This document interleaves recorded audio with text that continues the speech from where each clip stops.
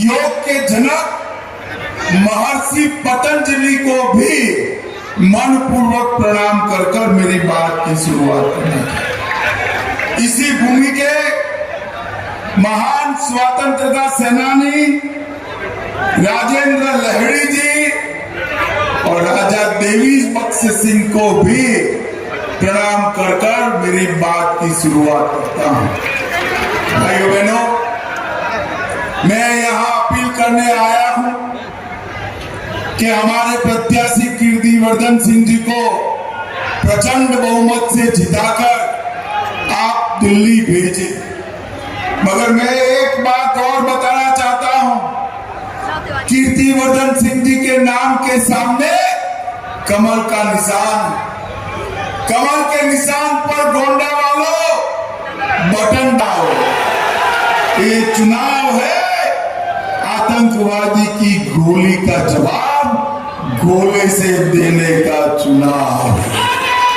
ये चुनाव है 3 लाख लखपति दीदी बनाने का चुनाव है और 3 लाख गांव में पैक्स बनाने का चुनाव है।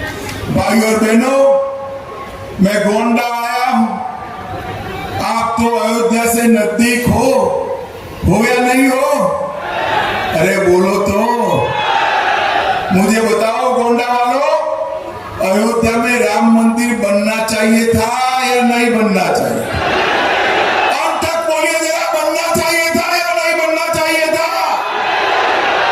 ये कांग्रेस, सपा और बसपा ने 70 साल तक राम मंदिर को लटका कर रखा, अटका कर रखा, भटका कर रखा।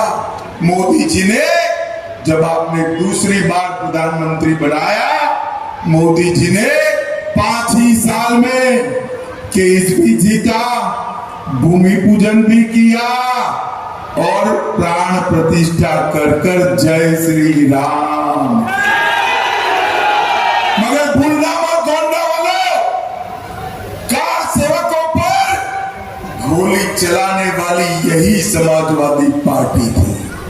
ये चुनाव जो है राम भक्तों पर गोली चलाने वालों का और राम मंदिर बनाने वालों के बीच में आपको तय करना है। गोंडा वाले गोली चलाने वाले के साथ है या मंदिर बनाने वाले के साथ? जोर से बोलो जरा, किसके साथ हो? अरे अखिलेश और राहुल बाबा अभी 2 शहजादे घूम रहे हैं। जब उनको प्राण प्रतिष्ठा का निमंत्रण दिया, दोनों ने इनकार। वो नहीं गए। क्यों नहीं गए? क्योंकि वो अपनी वोट बैंक से डरते हैं। उनकी वोट बैंक कौन है मालूम है गोंडा वालों? मालूम है ना? आप लोग नहीं हो। उनकी वोट बैंक अलग है, वो उनसे डरते हैं। मगर चिंता मत करो, भारतीय जनता पार्टी वाले वो वोट बैंक से नहीं डरते हैं। हमने सिर्फ राम मंदिर नहीं, औरंगजेब ने तोड़ा हुआ बाबा विश्वनाथ का कॉरिडोर भी फिर से मोदी जी ने बनाया, महाकाल का कॉरिडोर बनाया और सोमनाथ का मंदिर भी सोने का बनने का काम चालू हो गया है। ये भारतीय जनता पार्टी की सरकार है। ये अभी भी सपा बसपा वाले कहते हैं राम मंदिर बेकार बना है। कि राम गोपाल यादव ने कहा, मेरी बात याद रखना गोंडा वालों, गलती हो गई ना कि दोनों पार्टी, दोनों शहजादों ने राम मंदिर के लिए बाबरी नाम का एक ताला तैयार रखा है। आप चाहते हो राम मंदिर पर बाबरी ताला लगे? जोर से बोलो, चाहते हो? भाइयों बहनों, इन लोगों ने तुष्टीकरण की राजनीति करने में कोई कसर नहीं। कांग्रेस पार्टी के नेता मणिशंकर अय्यर कहते हैं पाक ऑक्यूपाई कश्मीर की बात मत करो, क्योंकि पाकिस्तान के साथ एटम बम। मुझे बताओ गोंडा के युवाओं, पाक ऑक्यूपाई कश्मीर हमारा है या नहीं है? जोर से बोलो, है या नहीं है? भारत इसको छोड़ सकता है क्या? फारूक अब्दुल्ला, इंडिया अलायंस के नेता, और मणिशंकर अय्यर हमें डराते हैं। अरे फारूक जी, मणिशंकर जी, डरने वाली सरकार गए कि 56 इंच के सीने वाले नरेंद्र मोदी की सरकार। मैं आज इस गोंडा की पवित्र भूमि पर, लाड़ी जी की और पतंजलि की भूमि पर कह कर जाता हूं, पाक ऑक्यूपाई कश्मीर हमारा है, दुनिया की कोई ताकत हमसे उसको छीन नहीं सकती। भाइयों बहनों, मुझे बताओ, धारा 370 हटानी चाहिए थी या नहीं हटानी चाहिए? अरे जोर से बोलो भाई। ये कांग्रेस वाले कहते हैं हम धारा 370 को वापस लाएंगे। राहुल बाबा, 70 साल से आप धारा 370 को संभाल कर बैठे थे। कश्मीर में तिरंगा नहीं फहरता था, आतंकवाद फैला था। मोदी जी को यूपी वालों ने दूसरी बार प्रधानमंत्री बनाया। 5 अगस्त 2019 को धारा 370 को संभाल। और मैं आज कहकर जाता हूं, राहुल बाबा, आप कितना भी जतन कर लो, अब धारा 370 को दुनिया की कोई ताकत नहीं ला सकती, कोई ताकत नहीं। भाई और बहनों, इन लोगों ने सालों तक आतंकवाद को चलाने का काम किया है। 10 साल तक सोनिया मनमोहन की सरकार थी, सपा बसपा के समर्थन से चली। 10 साल तक पाकिस्तान से आलिया, मालिया, जमालिया आते थे, बम धमाके करते थे और चले जाते थे। परंतु अपनी वोट बैंक की लालच से ये दोनों शहजादे चुप रहे। मोदी जी आए, फिर से उरी और पुलवामा पर पाकिस्तान ने हमला किया, मगर पाकिस्तान वाले भूल गए कि मनमोहन सिंह की सरकार नहीं है, नरेंद्र मोदी की सरकार है।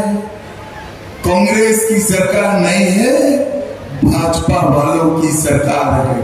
10 ही दिन में नरेंद्र मोदी जी ने सर्जिकल स्ट्राइक और एयर स्ट्राइक कर पाकिस्तान के घर में घुसकर आतंकवादियों का सफाया करने का काम नरेंद्र मोदी। भाइयों बहनों, उत्तर प्रदेश में जब तक सपा बसपा कांग्रेस की सरकारें चली, कोई काम नहीं होते थे। मैं आज बताना चाहता हूं भाइयों बहनों, भारतीय जनता पार्टी की सरकार बनी, गोंडा में हमारे कीर्तिवर्धन सिंह को आपने सांसद बनाया।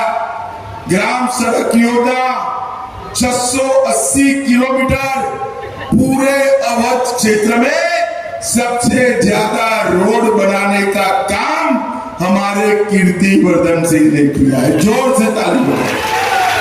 कोसी पुल के पास बाईपास बनाने का काम किया, फ्लाईओवर बनाने का काम किया। कर्नलगंज की सरयू नदी पर पुल बनाने का काम किया।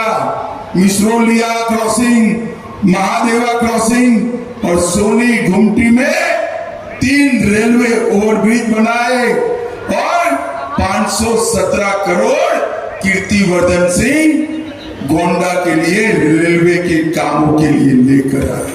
और मैं आपको कहकर जाता हूं, 2 साल के बाद नवाबगंज रेलवे स्टेशन देख लेना, इंग्लैंड के रेलवे स्टेशन से कम नहीं होगा। पूरा रेलवे स्टेशन नया बन रहा है। गोंडा से दिल्ली तक वंदे भारत ट्रेन चलाई। टिकरी रेलवे स्टेशन का नवीनीकरण हो रहा है। ग्रामीण आवास योजना के तहत 80,000 गरीबों को घर दिए। 3,36,000 हमारी गरीब माताओं को गैस का सिलेंडर दिया, 5 लाख घरों में नल से जल पहुंचाया, स्वच्छ भारत मिशन 6,17,000 घरों में शौचालय बनाए, 4,77,000 किसानों को किसान सम्मान निधि दी और 21,000 लोगों को मुद्रा लोन।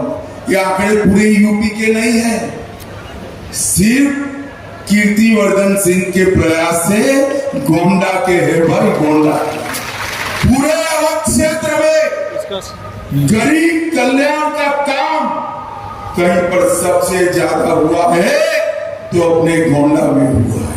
भाइयों बहनों, सपा की सरकार थी, ये गुंडे परेशान करते थे या नहीं करते थे? गरीबों की जमीन कब्जाते थे या नहीं कब्जाते? 2017 में आपने भाजपा सरकार बनाई, मोदी जी ने योगी जी को मुख्यमंत्री बनाया, योगी जी ने गुंडों को उल्टा लटका कर सीधा करने का काम कर दिया। आज हमारा उत्तर प्रदेश उत्तम प्रदेश बनने की दिशा में आगे बढ़ रहे हैं। पहले यहाँ पर देसी कट्टे बनाने की फैक्ट्रियां थी, अब डिफेंस कॉरिडोर में तोप के गोले बन रहे हैं जो पाकिस्तान को सीधा करने का काम करेंगे। यहाँ पर पहले वाहन चोरी का काम चलता था, अब वाहन बनाने की फैक्ट्रियां लग रही, चेन स्नेचिंग का इंडस्ट्री चलता था, इसकी जगह मेडिकल डिवाइस पार्क। और भाइयों बहनों, हमारे गोंडा में सबसे ज्यादा गन्ना होता है।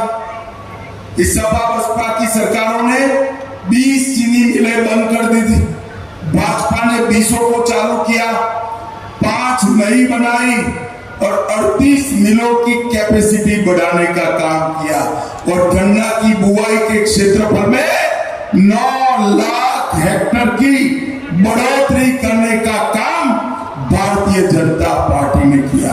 और मित्रों, 95 से 2017 तक सिर्फ 23,000 करोड़ का भुगतान होता था। 2017 में भाजपा सरकार आने के बाद गन्ना के किसानों को 2,50,000 करोड़ का भुगतान करने का काम भारतीय जनता पार्टी ने किया। इथेनॉल को पेट्रोल डीजल में मिक्स कर गन्ना किसानों का कल्याण किया और पूरा गन्ना का काम आगे बढ़ाने का काम नरेंद्र मोदी जी ने किया। भाइयों बहनों, 2017 में भी ये 2 साझादे इकट्ठा होकर आए थे और क्या हुआ था याद है? विधानसभा में दोनों इकट्ठा होकर आए थे, 2 लड़के थे। यूपी की जनता ने उनका सुपड़ा साफ कर दिया और इस बार भी इकट्ठा होकर आए। ये राम भक्तों पर गोली चलाने वाले, ये यूपी के अंदर गुंडाई और जमीन कब्जा कराने वाले, ये देश के अंदर आतंकवाद को पनाह देने वाले लोग हैं, ये देश के अंदर नक्सलवाद को पनाह देने वाले लोग हैं। मुझे बताओ भाइयों बहनों, ट्रिपल तलाक हटाना चाहिए या नहीं हटाना चाहिए? अरे जोर से बोलो, हटाना चाहिए या नहीं हटाना चाहिए? कॉमन सिविल कोड लाना चाहिए या नहीं लाना चाहिए? ये राहुल बाबा कहते हैं हम 370 वापिस लाएंगे, ट्रिपल तलाक वापिस लाएंगे और मुस्लिम पर्सनल लॉ भी लेकर आएंगे। राहुल बाबा, शेख चलने के स्वप्न देखते रहो, ना आपको जीतना है ना वापिस आना है। मैं गोंडा वालों को कहकर जाता हूं, जब तक भाजपा का एक भी सांसद